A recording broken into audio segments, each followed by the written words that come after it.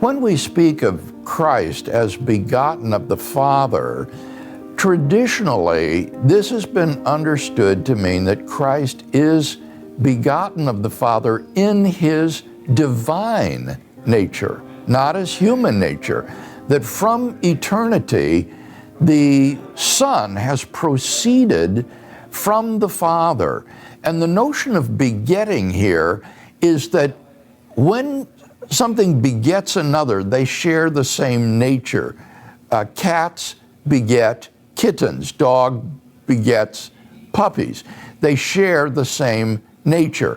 So Christ was not created by the Father, but he was begotten by the Father and therefore shares the same divine nature. And this is encapsulated in the Nicene Creed in saying that the Son was begotten of the Father before all ages. This is an eternal generation of the Son.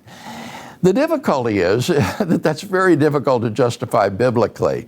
When you read what John in his gospel says about being begotten by God, he seems to be referring to his human nature, that he is the only begotten of the Father in that as a human being, God is his Father, and no other human being is begotten in that way by the Father. So it's interesting when Luke speaks of Christ's virgin birth, the angel says to Mary, "Therefore the holy thing that is born of you shall be called the Son of God."